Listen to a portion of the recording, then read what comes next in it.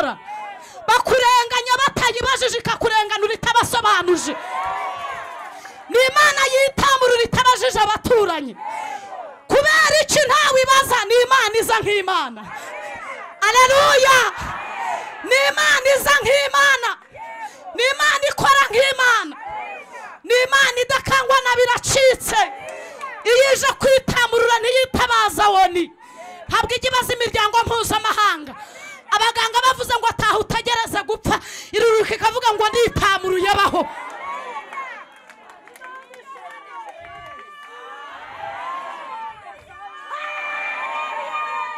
Imana ishimwe. Karandezi wanyu ntizamenye imbaraga zirinze ijambo Imana yakuvuzeho.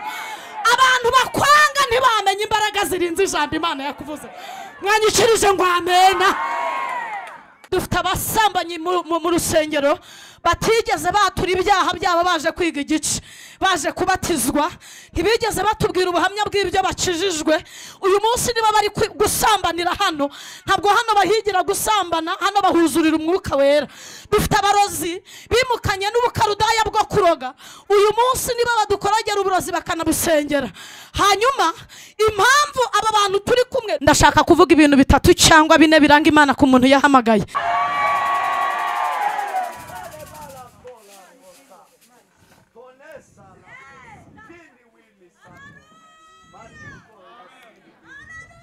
Mumwikirize.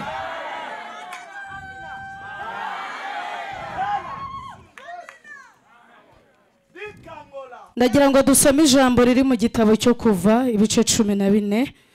Kuva ibice 14, turasoma Kuva ibice 14, turasoma ku murongo wa 24 n'uwa 25, turasimbuka ku wa 30 n'uwa 31, twumva icyo Imana ivuganiye natwe mu ijambo ryayo. Haravuze ngo mu gicuku cya nyuma Uwiteka yitamururiye mu nkingi y'umuriro n'igicu, yitegereza ingabo z'Abanyegiputa bacikamo igikuba. Namwe niko havuze. Akura inziga ku magare yabo bituma kururika ruhije cyane. Abanyegiputa baravugana bati duhunge Abisiraheli kuko Uwiteka barengera akarwanya Abanyegiputa.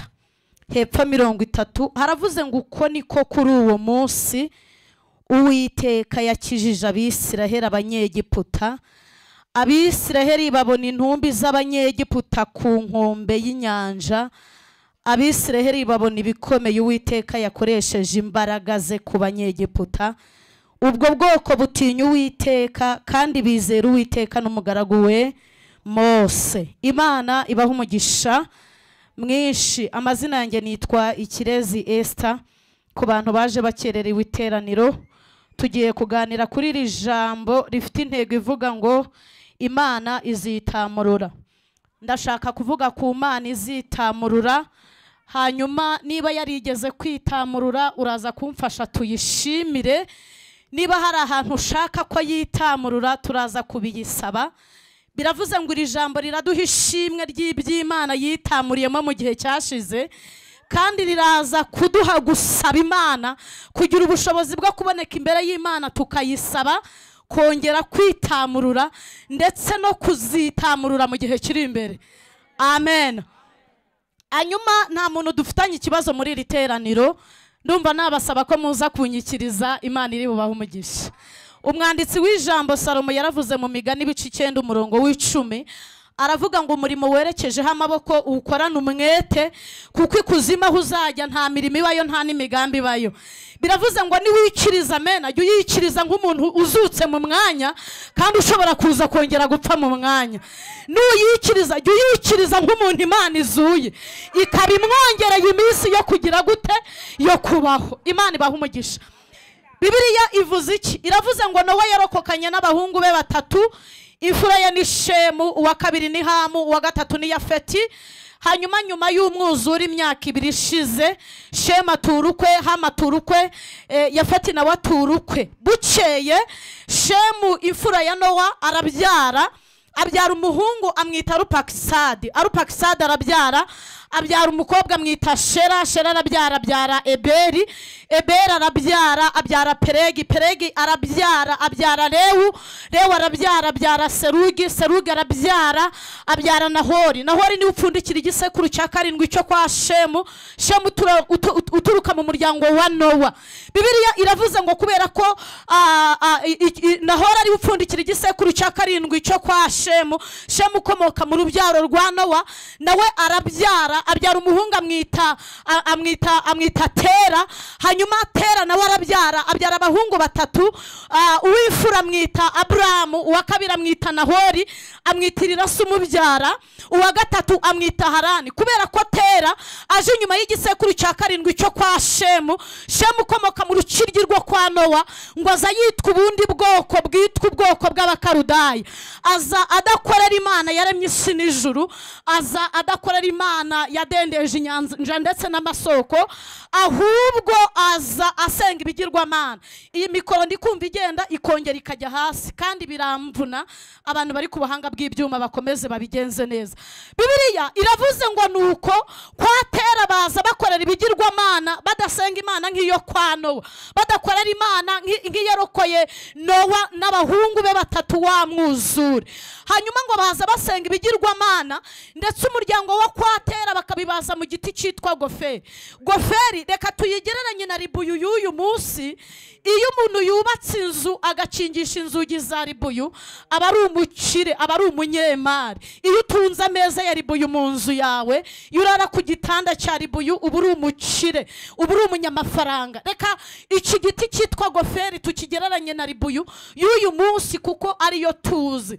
Kwa Tera ngo bakabaza ibigirwamana, ngo bakajya kubicuruza mu isoko. Biravuze ngo iyo wazaga kwa Tera ushaka Imana y'inyamagambo, kwa Tera barayigucuruza. Iyo waza gushaka Imana y'inyamoko, kwa Tera barayiguhaga. Iyo waza gushaka Imana y'inyabugugu, kwa Tera barayigucuruzaga. Iyo waza gushaka Imana itera umuntu kubabarira mu gitondo nimugoroba bikagaruka, kwa Tera barayigucuruzaga. Iyo waza gushaka Imana y'inyabwibone, kwa Tera barayigucuruzaga. Ariko ngo mu muryango wo kwa Tera bagiraga ikindi kigirwamana basenga nk'umuryango, bakagikorera bakacyubararira. Bibiliya iravuga ngo bukeye Aburamu ashaka umukobwa witwa Sarayi. Murumuna we Nahori nawe arashaka Miruka. Harani nawe arashaka. Ntabwo Bibiliya ivuga umugore we yashatse, niga n'ishuri rya Bibiliya ntawe batubwiye. Ariko Bibiliya iravuga ngo Harani yarashatse, abyara umusore amwita Loti. Amaze kumwita Loti, Bibiliya iravuga ngo Aburamu atangira gutekereza ku bigirwamana bya Setera. Aravuga ngo ibibigirwamana bya data Tera bidashobora kuziburinda y'umugore wanjye Sarayi ngo abyare. Nahori nkurikira yarabyaye. Harani urubyaro rwa gatatu rwa data yarabyaye. Loti yabyaye imfura ye nawe arabyaye. Ngo atangira gutekereza ku mana za Setera, yigira inama mu mutima, aravuga ngo nzisitaza ku kigirwamana cy'umuryango, nimbona nzanye ibibembe ku mubiri nzamenya ko bizatinda kikampa urubyaro.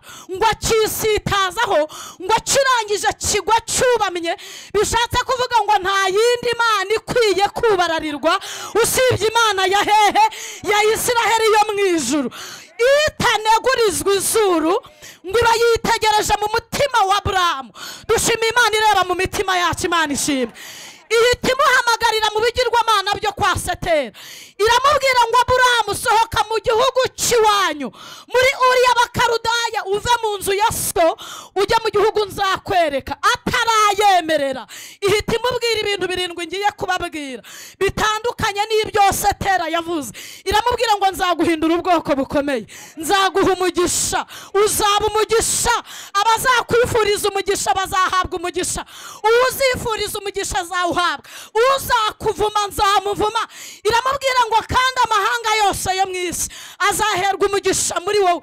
Ngo Aburamu acyumva ivuganye nawe, yumva ibyivuze bitandukanye n'ibyo Tera yavuze, yumva ivuze bitandukanye n'ibyo abaturanyi bavuze. Dushimiye Imana yavuganye natwe ibintu bitandukanye n'ibyo abantu bagize gute bavuze. Abantu bicaranye bitandukanye n'ibyo abantu bavuze bavuge ngo amen. Ngo afata umwanzuro wo gusohoka muri Uri y'Abakarudaya, ariko ngo akora kuri Loti kandi Loti ni umukarudaya. Imana yamubwiye ngo atandukane nabo nibwo izamuha umugisha. Ngo basohoka muri Uri, hanyuma bageze ahantu bita Harani. Abakarudaya yimukanye nabo bamutinze Harani. Imana yari yamubwiye ngo ajye i Kanani nk'igihugu cy'isezerano, ariko ngo bageze mu nzira bamutinze Harani.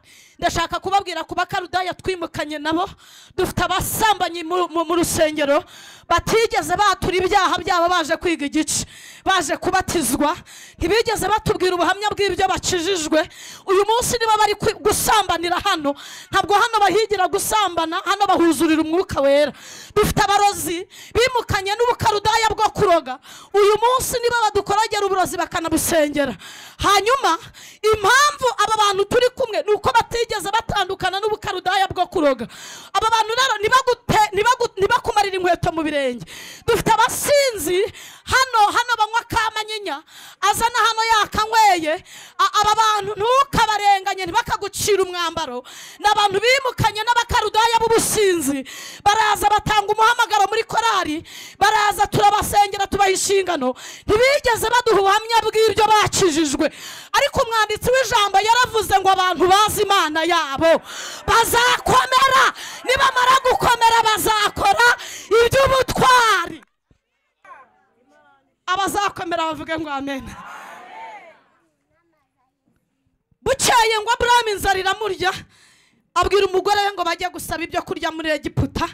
Imurya afite nzaguhindura ubwoko bukomeye, imurya afite nzogeza izina ryawe, imurya afite uzaba umugisha, imurya afite uzakwifuriza umugisha azabona umugisha. Biravuze ngo kuba Imana yarakubwiye ngo uri umunyamugisha ntibizabuza abantu kukuvuma, kubera kubwiye ngo irakugaburiye ntibizayibuza kukwicisha inzara, kubera avuze ngo irakwambitse ntibizakubuza kwambara ubusa, kubera avuze ngo igukuye mu bukode ntibizayibuza kubugutinzamo. Ariko ejo bundi Baramu yabwiye Baraki ngo Imana yacu si umuntu ngo ibeshye, kandi si umwana w'umuntu ngo igira gute ngo yicuze. Ibyo yavuze no kubikora izabikora, ibyavuye mu kanwa kayo no kubisohoza izagira gute izabisohoza. Rero ejo bundi Imana yabwiye Yeremiya, iramubaza ngo uruzi iki? Arayibwira ngo nduzi inkoni y'umurinzi. Iramubaza ngo witegereje, arayibwira ngo nitegereje. Iramubwira ngo uko niko ndindi ijambo ryanjye nkagira gute nkarisohoza. Biravuze ngo ijambo Imana yakuvuzeho igusohora muri Uri y'abakarudaya ikujyana i Kanani. Uburozi bw'abarozi ntabwo buza aho ribitse, ntabwo buza imbaraga z'Imana zirigose. Imana ishimwe. Karande ziwanyu ntizamenye imbaraga zirinze ijambo Imana yakuvuzeho. Abantu bakwanga ntibamenye imbaraga zirinze ijambo Imana yakuvuzeho. Mwanyikirije ngo amena. Biravuze ngo ijambo Imana yavuze kuri wowe iririndishije kinube, iririndishije imbaraga zo mu maboko yayo akomeye. Kandi mbibutse ko ni Imana itagaragara ariko ikora ibintu bigaragara. Nanabibutse ko nubwo intare yapfa inkenda ntiyayobora ishyamba. Munyarwanda yaciye umugani aravuga ngo gukanura kw'igiceri ntabwo kubuza umuvomyi kuvoma. Sinzi ikintu kibataye ubwoba, ariko nje kubabwira ngo Imana izitamurura. Nubwo ibintu bimeze gutya ariko Imana izagira gute izitamurura. Dawidi yaravuze ngo hahirwa ishanga rifite Imana ya Yakobo h'umutabazi, kubera ko Imana izarirengera mu makuba. Mu ntego Imana ifite niyo kuturengera mu makuba. Bene Kora bavuze nimugoroba muri Zaburi ya 84, bavuze ngo hahirwa baba mu nzu yawe ngo abasha kugushima ubudasiba. Bavuze ngo iyo banyuze mu gikombe cyitwa Baka ngo bagihindura ahantu h'amasoko, ngo imvura y'imigisha icyambika imigisha, ngo abantu bagenda bagwiza imbaraga, ngo bakaboneka mu maso y'Imana i Siyoni. Imana ibaha umugisha. Aba bantu ntabwo bapfa kurogwa, aba bantu ntabwo agisida zipfa kubica, ntabwo zipfa kubaca amaguru, aba bantu ntabwo bapfa gushingurwa cyenyegi.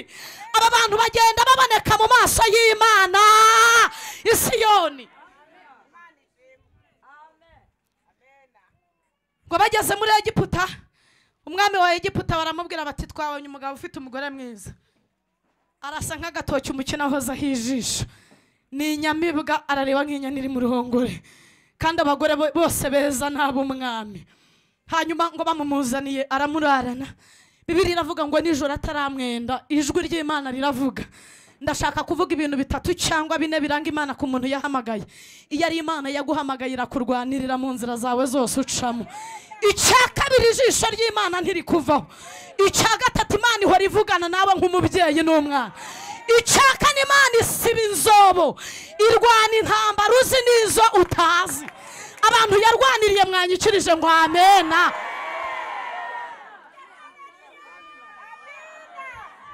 Mumwikirize. Igihe abantu babona bicitse iraseruka ikabidoda. Igihe abantu babona bidahari iritamurura ikabirema. Igihe abantu babona birangiye iraseruka ikabitangira. Ni Imana idatetereza abayisunze urugamba rugeze mu mahina. Ni se w'imfubyi n'umugabo uvuganira abapfakazi. Nirengera abadafite shinge na rugero. Yatsindiye isoko ryo kuturengera. Mu bami n'umwami w'abami, mu nyamaswa n'intore yo mu muryango wa Yuda. Ndashaka kuyivuga neza wenda nkacika uzi kundoda muri iri teranira kandoda. Mu masoko n'isoko y'ubugingo, mu mabuye n'ibuye rizima ryanzwe n'abantu ariko ku Mana riratorana. Rihinduka ibere ikomeza iki imfuruka. Yesaya yayivuze hejuru bundi aravuga ngo yemwe barokotse byeri mu karokoka surudu wiri na dondo ubwonko. Abo yakuye muri buwate hariya hepfo. Mwebwe aba yamenye kera. Aba yateruye mu kivuka akabaheka ku mugongo. Aravuga ngo imvi zacu zizaburiyenzi ikigize gute ikiduhetse.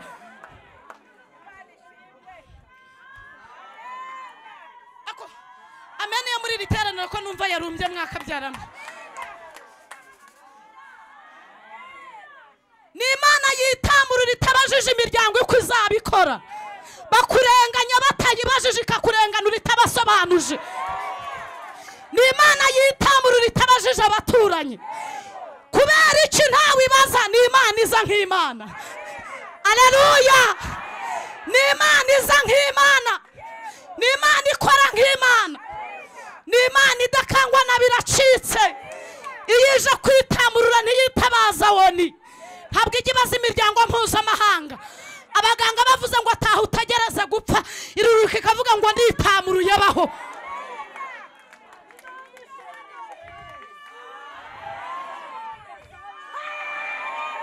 Biravuze ngo indwara zisha abandi ziba zaratwishe, ariko yitamuriye duhaza kurama. Abantu twitiranwaga baryamye mu bituro.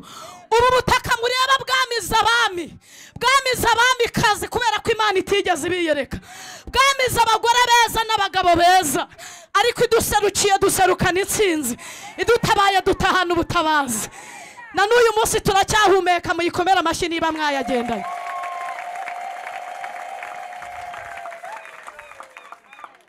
Bucyaye ngo umwami abwira bamuzaniye Sarayi, haramubabaza ngo mwakoze ibiki kunzanira umugore w'abandi. Abaha ibyo kurya, abaha intama, abaha ibyo bizabatunga mu gihe kizaza. Hanyuma ngo ntibahava gutyo gusa, bahakura n'umuja witwa Hagari. Bageze i Kanani, Bibiliya iravuga ngo Aburahamu acana igicaniro, atamba igitambo, ajya gusenga, asenga Imana nk'uko waje gusenga. Ayigeze imbere arayibwira ngo none narinje kukwibutsa ko wankuye muri Uri. Ubu hari abantu baje hano, hari abantu bamaze iminsi babaza Imana. Ayibwira ati ndi umupagani sinaburaga ubukode, ntabwo naburaga minerivare y'abana, ntabwo naburaga gutya na gutya. Igitumye ubona bitari kugenda neza nuko mu bikomeye Imana ikuramo ibintu bikomeye ikabikora. Iyo bitarakomera Imana ntiyitamurura. Iteka uzayibona byakomeye kuko amakoma ava ahakomeye. Ni Imana yacu nishimwe. Ngo bageze i Kanani acana igicaniro aratamba. Hanyuma ngo amaze gutamba ibitambo saa 9 ngo arasinzira, inkongoro ziragisanga zirakirya.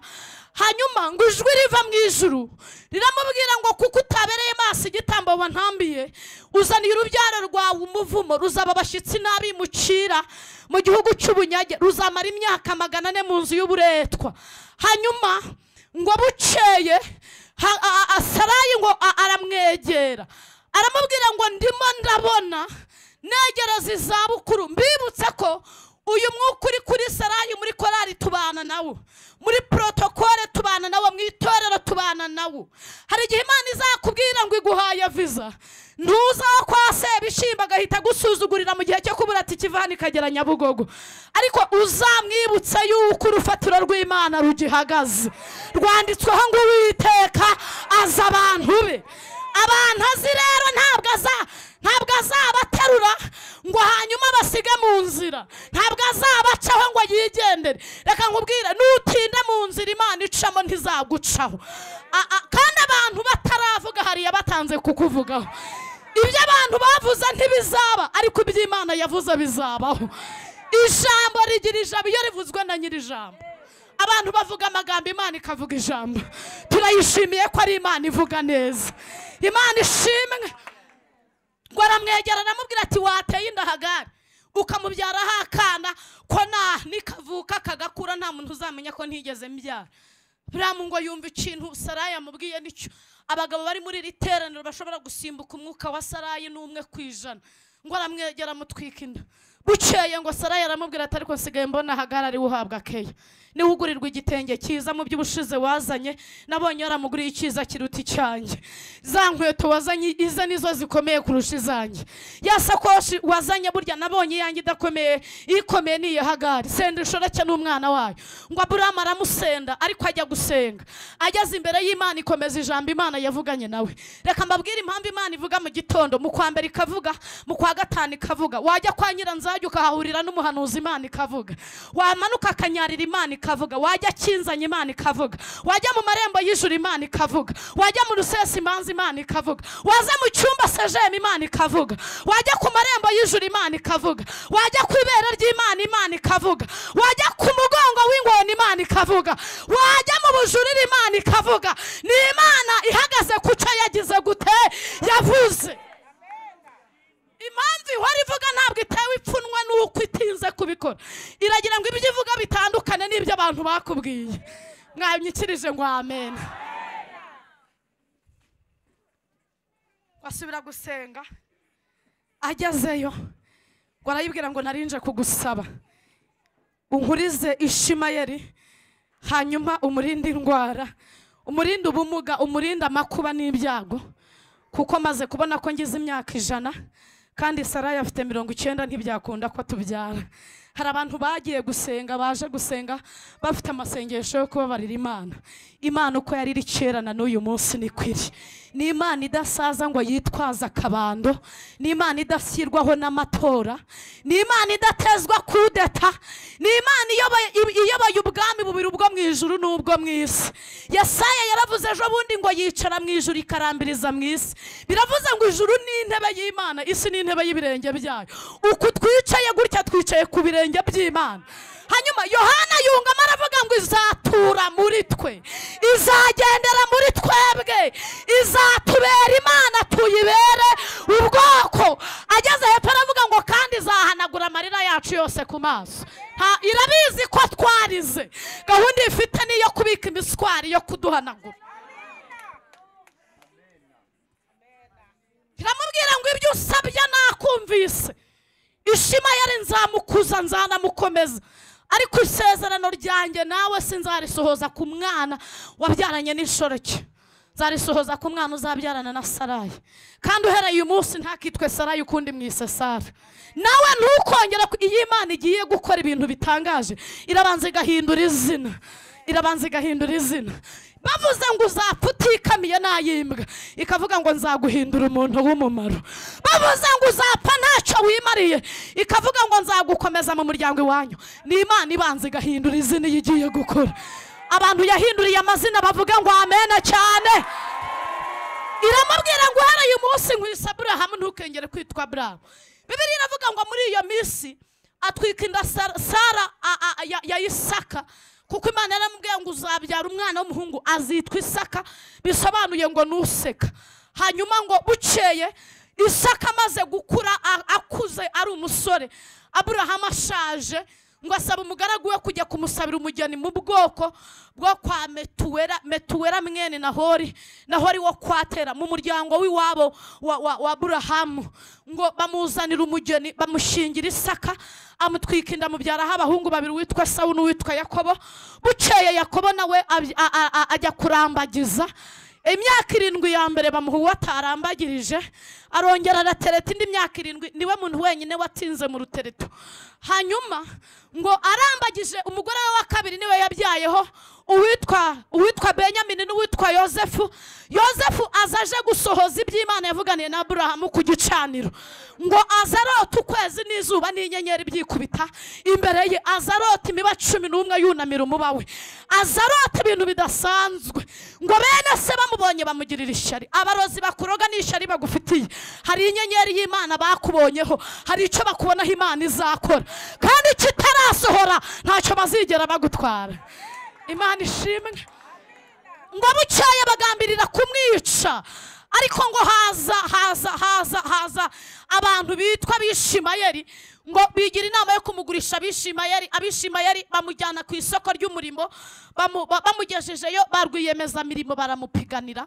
Hanyuma ngo atsindirwa n'umukire n'umwami witwa Potifari wari uyoboye Egiputa cyari igihugu gikomeye kandi kiyoboye isi, kuko uyu munsi Leta Zunze Ubumwe za Amerika ziyoboye isi.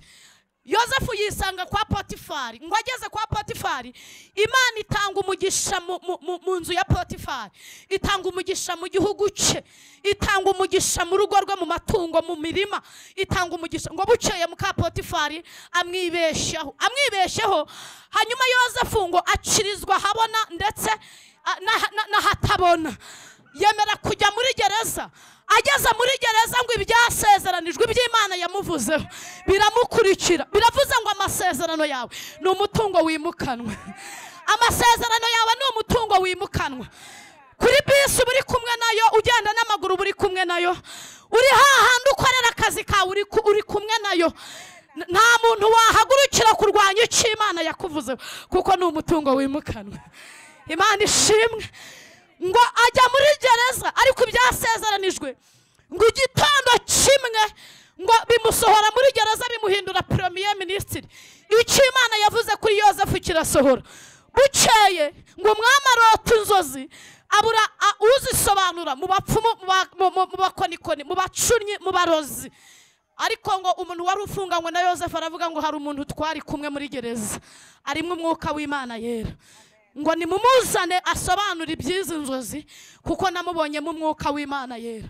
Yosefu ngo ageze imbere y'umwami, aramubwira ngo inka 7 warose zibyibushye ni imyaka 7 y'uburumbuke, inka 7 zinanutse ni imyaka 7 y'inzara izazikamira iy'uburumbuke. Amugira inama itaragakecuru y'umuntu uyobowe n'umwuka wera.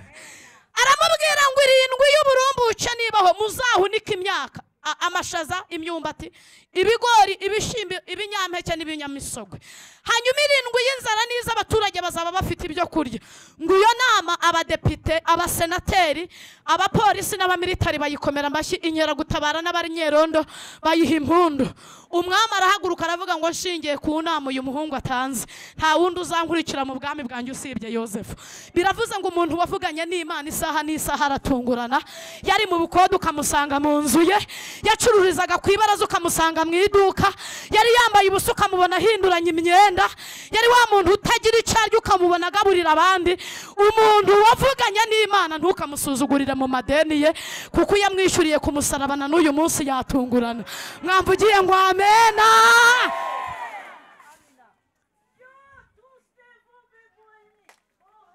Iracyakora cyangwa ntigikora? Iracyitamurura cyangwa ntiritamurura? Imana iracyitamurura. Bucyaye bene Yakobo baza guhaha muri Egiputa, ngo bahageze Yosefu arabamenya. Amaze kubamenya, hanyuma ngo ahasha icyuma mu bikoresho byabo kugira ngo abibwire. Akimara kubabana yuzuye umutima wo kubabarira.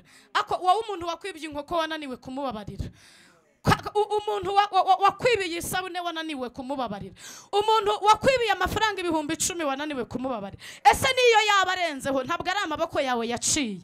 Hanyuma ngo arababarira, ngo ahita asaba umwami wa Egiputa Egiputa ko umuryango wo kwa Yakobo wakwimukira muri Egiputa. Nguko uko bene Yakobo mwene Isaka mwene Aburahamu mwene Tera mwene Nahori kuzamuka kugeza uko namanutse igisekuru cyo kwa Nowa.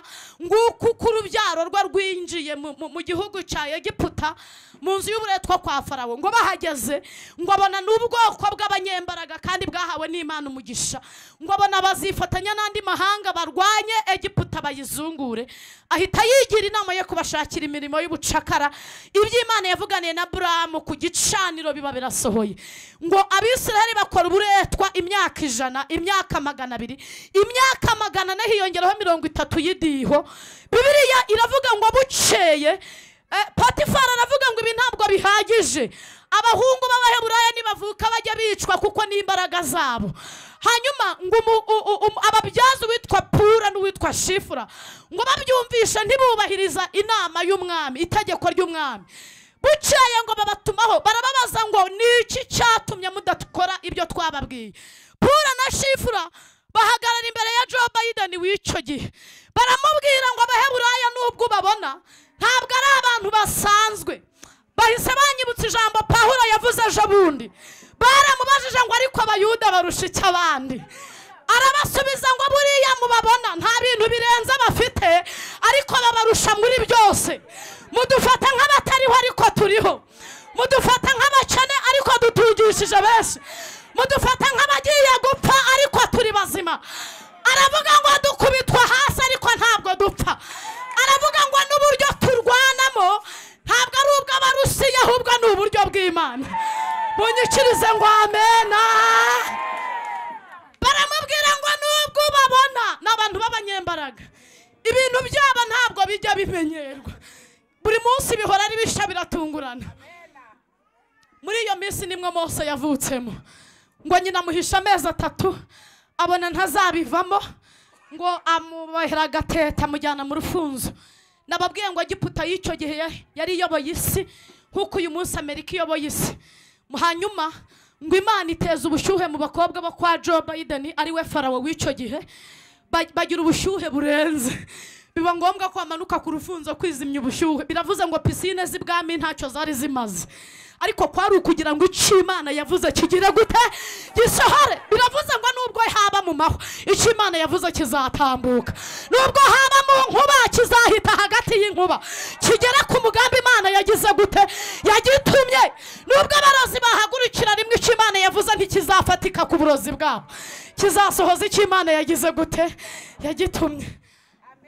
Umukobwa mukuru wa Farawo ngo abona akantu kareremba hejuru y'amazi. Ngo ahamagara umuja we kujya kukazana.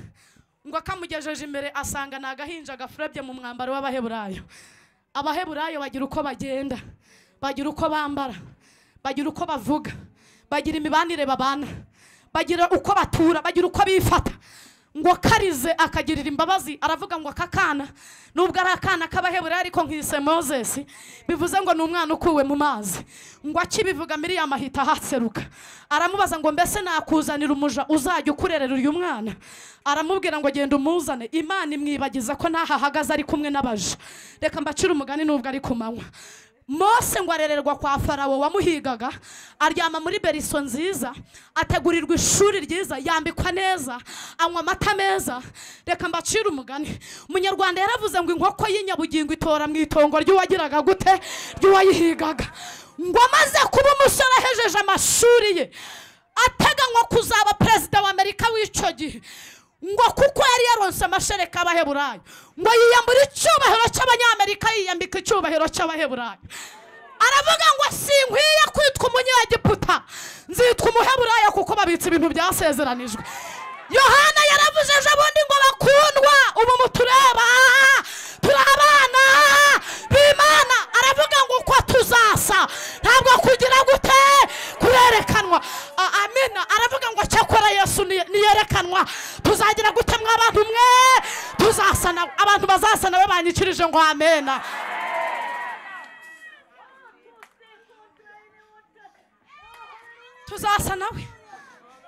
Tuzasa nawe. Isi yabyemera itabyemera tuzasa nawe. Reka mbabwire ibintu isi itadusigiye. Higeze idusigira igihe kitwibutsa ko tuzasa na Kristo. ariko Kristo ahora twibutsa ko tuzasa nawe. Isi ntiyadusigiye igihe cyo gusenga, ariko umwuka wari utuye muri twe ahora twibutsa gusenga ubudasiba kubera ko tuzasa nawe. Mwanyikirije ngo amina. Asanga umunyagiputa agirira nabo mu Isiraheli, aramwica murundaho umucanga, akiza umuheburayo. Ishyaka ry'umurimo w'Imana ritangira muri Mose. Hanyuma ngo Datani na Kora na Biramu bajya kubivuga kwa Farawo. Hanyuma bamwirukana muri Egiputa, bamuha inkoni n'imvumba, bamuyobora inzira y'ubutayu. Birengagiza ko ijambo ryavuze ngo iduhaye ubutware n'ubushobozi byo gukandagira inzoka na skoropiyo.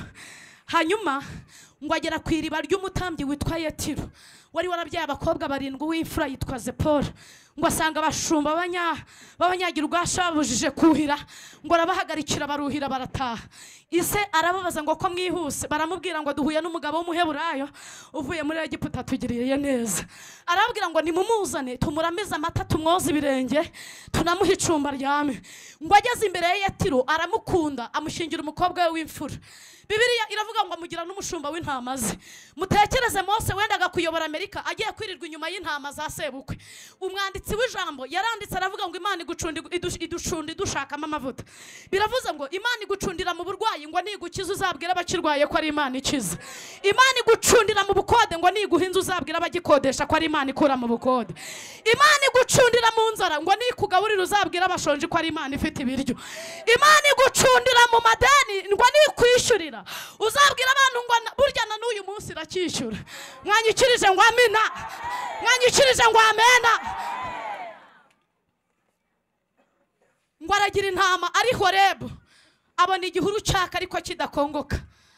Ageze imbere y'icyo gihuru ngo yumva ijwi rikivugiyemo riravuga ngo ndi Imana ya sogokuruza Aburahamu, ndi Imana ya sogokuru Aburahamu, ndi Imana ya sogokuruza Yakobo, ndi Imana ya Isaka. Hanyuma kwe turi inkweto zawe kuko ahantu ugeze arahera. Ngo ahinda umushyitsi cyane. Iramubwira ngo numvise gutaka kw'Abisiraheli kandi kuniha kwabo kwangezeho. Iramubwira ngo nitegereje uburetwa bakoreshwa n'inkoni n'inzara bicirwa muri Egiputa. Reka mbabwire ibintu 3 cyangwa 4 biranga Imana. Icya mbere ni Imana ireba, niyo mpamvu bagiye gusenga ikavuga ngo yakubonye. Icya kabiri ni Imana ikora, ni Imana ikora. Icya gatatu ni Imana igenda. Niyo mpamvu wagiye mu rubanza ikakubwira ngo nzagendana nawe. Niyo mpamvu wakoze accident ntiguhitane nuko ari Imana mwagendanye. Mwavuze ngo amena. Niyo mpamvu uyu munsi gushashe ihema, niyo mpamvu gihumeka nuko itarambiwe kukurinda. Ntabwo igusiga, ntiyakureka, ntiyaguhana. Kabana nubwo abantu bagusiga mu kibuga ariko Imana iri mu ruhande rwawe. Ariko amen.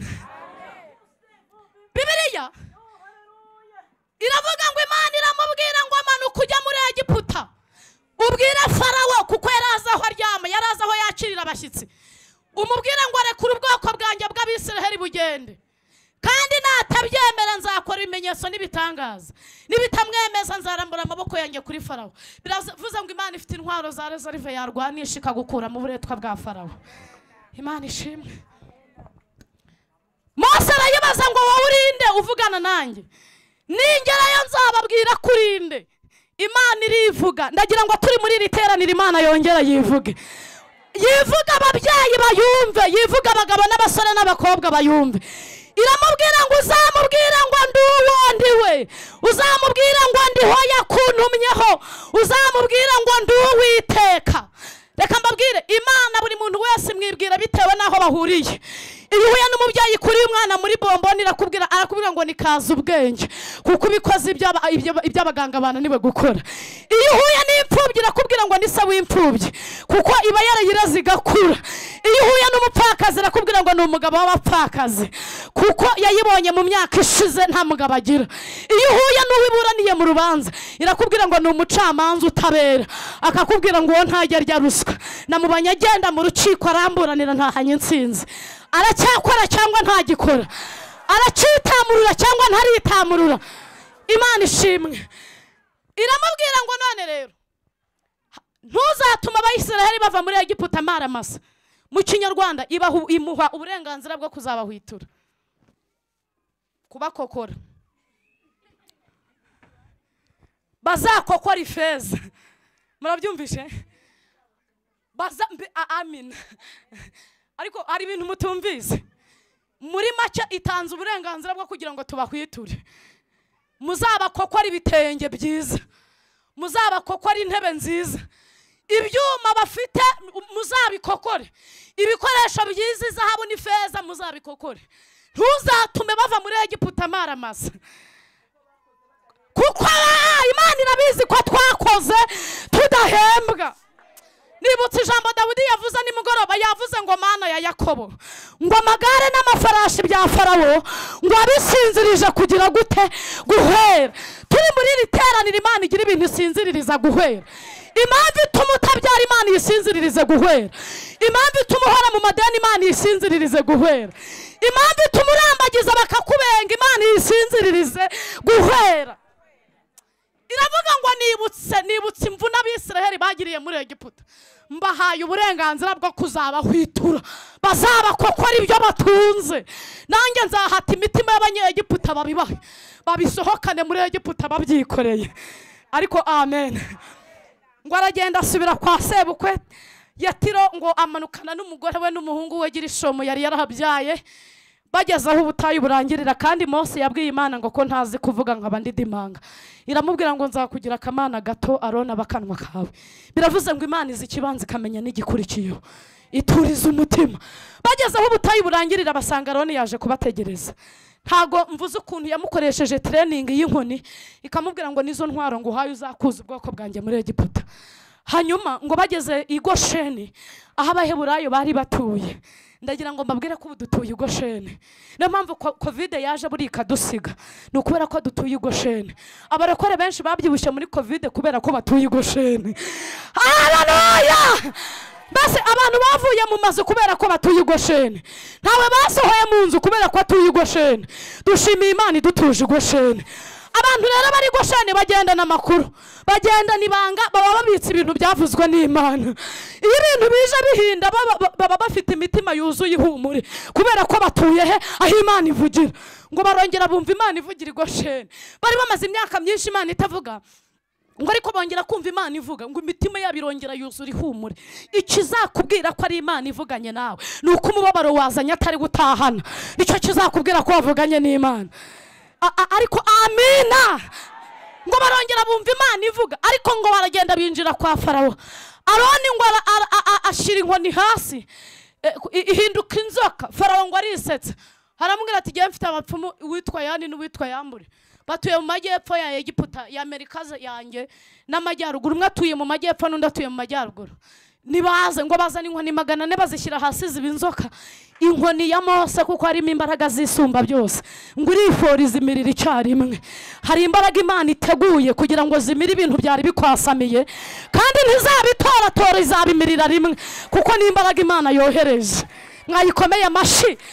Hari supporting Imana itwoherereje kugira ngo imire imbaraga z'ibintu biturwanya, zituma tutagera mu gihugu cy'amasezerano. Mwanyikirije ngo amina.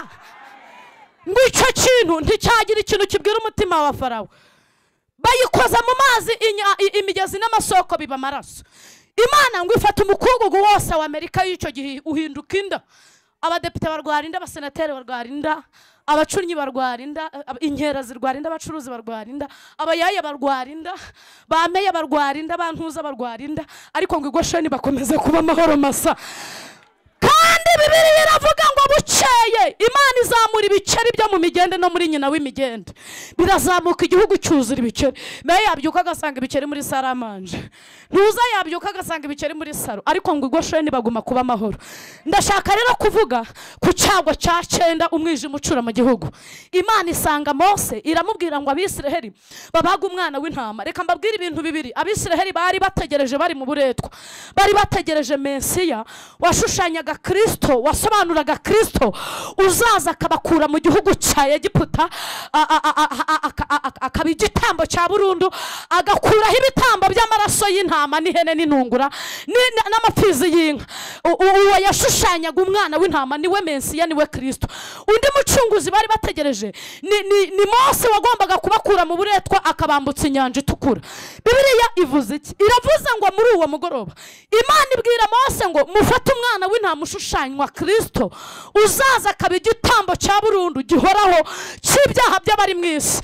Mu mubage hanyuma umuturanyi asangira inyama zawo n'undi, ariko amaraso muyashyire ku nkomanizo z'imiryango. Bivuze ngo hari gucungurwa Abisiraheli bategereje. Kwa kundi Baramu yabonye mu Bisiraheli, Baramu amubwiye kubavuma. Yaramubwiye ngo ni ubwoko butuye ukwabwo, bwahawe n'Imana umugisha. Hagati yabwo nta kuragura kurimo, nta kuraguza, nta bupfumu bubamo, kandi harimo intare ebyiri, ingore n'iy'ingabo. Ingabo ntishobora gutuza itari yabona umuhigo. Aravuga ngo kandi mbonye mu bundi bwami, icyampa nkazaba ku ngoma yabwo, icyampa nkazaba ku ngoma yabwo. Hanyuma undi mucunguzi yari ahari, yari Mose. Ngo muri icyo gicuku marayika yica abana bose b'imfura. Nimvuga imfura mwumve, abakecuru b'imfura barapfuye, abasaza b'imfura barapfa, inka z'imfura zirapfa, imbeba z'imfura zirapfa, ihene z'imfura zirapfa, ariko ngo Gosheni bakomeza kuba amahoro. Uwo munsi ni w'Abisiraheli biriwe bahwitura Abanyegiputa, barabakokora ibyo batunze byose babyirundaho, kuko Imana yari ihaye agaciro imyaka babakoreye uburetwa batabahemba. Mu gitondo Farawo abyutse asanga imfura ye yapfuye. Akuruye amakuru mu gihugu asanga imfura zashize. Akuruye y'Igosheni asanga bari amahoro, bararinzwe, hari bahetse ku mugongo. Aravuga ngo bose uko bangana, n'Umunyegiputa utagize ibyago nk'ibyo twagize asohokane nabo bamvire mu gihugu. Basohoka bikoreye ibyo bahwituye Abanyegiputa. Ngo barasohoka bageze ku nyanja itukura. Hanyuma Farawo ngo amera nk'ukangutse, abaza abadepite, abaza abasenateri, arabaza ngo mbese Abisiraheli bagiye he? Pasiteri wambanjirije yavuze ngo impamvu hari umudendezo nuko itorero rikiri mu isi ritari ryataha. Ubu turamutse dutashye ibintu byacika bikadogera. Baramubwira ngo niwe watanze uburenganzira bwo gusohokera mu gihugu. Ndashaka kuvuga ku Mana yitamuruye, kandi Imana izitamurura. Aravuga ngo tujya kubagarura, kuko bubakaga za piramide, bakubaka inyubako n'amashuri n'amavuriro. Ntangingo y'imari ya leta isohotse tujya kubagarura. Ngo ategura amagare 600 n'amafarashi, ategura ingabo zizi kurwanira mu kirere no ku butaka no ku mazi, ngo ajya kugarura Abisiraheli. Abisiraheli bubuye amaso ngo babona umurindi n'umukungugu w'amagare n'amafarashi bya Farawo, ngo bahita batakira Uwiteka na Mose. Hanyuma Mose ngo abajije Imana imubwira nabi, iramukankamira, iramubaza ngo ni iki gitumye untakira? Bwira Abisiraheli bakomeze bagende. Biravuze ngo ibyo ubona nk'ibibazo Imana ntibibona nk'ibibazo, kuko igambiriye kuza kwitamurura. Babwira bakomeze bagende, nubwo hari amadeni babwira bakomeze bagende, nubwo hari uburwayi ariko babwira bakomeze bagende, nubwo inzara ihari ariko babwira bakomeze bagende, nubwo bari mu bukode babwira bakomeze bagende. Ngo bitegereje abana harimo abafite kwizera, ngo bashobora kwambuka inyanja itukura n'amaguru, ariko harimo n'abizera mu gitondo saa 6 kukagenda. Ngo ahita ababwira, ajya mu ihema ry'ibonaniro aragaruka, ababwira icyo umutima w'umubwiye. Arababwira ngo nimwumve. Byari bivuze ko avuye kuvugana n'Imana, ariko ibyo yari imubwiye si byo yababwiye. Arababwira ngo nimwumve mwa Abisiraheli mwe, Abanyegiputa mwabonye ntabwo muzongera kubabona ukundi, kandi Uwiteka ari bubarwanirira uyu munsi. Ntabwo ari icyo gusa ari bukora, ari buzana agakiza, ari buzana agakiza. Namara kukazana barwanirire, namara kurwana ntabwo Abanyegiputa mwabonye muzongera kubabona ukundi. Ngo ayo magambo avuze ahumuriza imitima y'Abisiraheli. Ngo ariko aranagenda nyeganyeza intebe y'Imana, ngo ihita igaruka ituje, iramubaza ngo harya ufite iki? Arayibwira ngo mfite inkoni. Yohana ejo bundi yaravuze, aravuga ngo nituba muri yo amagambo yayo akaba muri twebwe, ngo dusabe ikintu cyose tugize gute dushaka. Ngahita mubwira ngo rambura inkoni hejuru y'amazi, arayirambura. Hanyuma ngo marayika bagendaga imbere arimuka inyuma yabo, ya nkingi y'igicu bagendaga imbere irimuka inyuma yabo. Ku Bisiraheli babera umucyo, ku Banyegiputa babera umwijima. Ku mugoroba ngo Abanyegiputa barara barindagirira inyuma y'Abisiraheli. Reka mbabwire, ibintu biduhiga ntabwo byatubuze, ahubwo hagati yacu nabyo hari inkingi y'igicu. Kuri twebwe ni umucyo, kuri byo ni umwijima. Mwayikomeye amashyi niba mwayagendanye. Impamvu gihumeka si uko ibikwica byabuze, ariko hagati yawe nabyo habonetse inkingi y'igicu. Kuri wowe ni umucyo, kuri byo ni umwijima. Ngo mu rucerera mu gicuku cya nyuma, ngo Uwiteka yitamururira Abisiraheli, n'iryo jambo twasomye. Ngo yitegereje ingabo z'Abanyegiputa bahita bacikamo igikuba. baravuga ngo mureke duhunge abisiraheli kuko Uwiteka barengera akarwanya abanyegiputa. Ngo ako kanya Imana babyumvishe nk'ejo ihita ica inziga ku magare, ngo umwisiraheli wa nyuma avuye mu nyanja itukura, umunyegiputa wa nyuma yaragezemo. Ndasaba umuyobozi wa gahunda ngo aze dufatanye gusenga. Hanyuma ngo Uwiteka kunkumurira amagare n'amafarashi by'abanyegiputa mu nyanja. Ariko ngo Miriyamu ngo arebye iby'Imana ikoreye aho hantu, ngo ahita azamura indirimbo abisiraheli batigeze barepeta. Aravuga ngo ifarashi n'uwihetse Uwiteka biroshe he mu nyanja. Aravuga ngo umwuka wo mu mazuru w'Imana yacu ngo atumye muri nyina w'inyanja havura, ngo amazi arirunda mbera nk'ikirundo. Haguruka ku maguru yawe tubwire Imana ica inziga za Farawo, ica amagare ya Farawo, ica feri za Farawo. Sinzi inshuro, sinzi igihe amaze agukoresha uburetwa, ariko haguruka ku maguru yawe dusenga Imana. Karibu no gusenga. Nyiri umupfu niwe ujya hanuka. Mana y'ubutwari, ubabaye ni ubanduruje byose. Mana ivuga sengera Farawo utumye utagera i Kanani, Farawo utumye udakora ubukwe, Farawo utumye utabyara, Farawo utumye udatera imbere, Farawo utumye ubucuruzi bwawe buhomba, Farawo utumye uguhejeje ku gisasiro, Farawo ugutindije mu busore, Farawo ugutindije mu bukumi, izina ryawe rishyirwe hejuru. Farawo utuma abana bawe batsindwa bakabinywa ibiyobyabwenge. Turi muri iri teraniro, izina rya Yesu Imana imukunkumurira mu nyanja, Imana imenagure inziga z'amagare ye, Imana ice amaferi y'amagare ya Farawo. Shandola kosala berewo trazano katika jina la Yesu Kristo wa Nazareti. Reka imbabazi zawe zimanukire muri aya materaniro, reka ubutware bwawe bumanukire muri aya materaniro.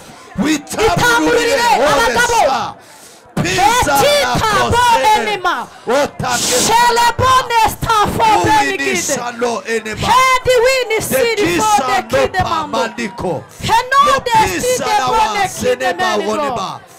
Turagushimiye, izina ryawe rishimwe, izina ryawe rihimbazwe. Tugushimiye ku bwoko bwawe uba batuye ububata bw'abadayimoni. Tugushimiye ku bwoko bwawe ubakiriye neza. Aya mashina yawe, izi mpundu ni izawe. Izina ryawe rishimwe, izina ryawe rihimbazwe. Urakoze Yesu, shimwe n'icyubahiro bikomeze bibi byawe mu izina rya Yesu, amen.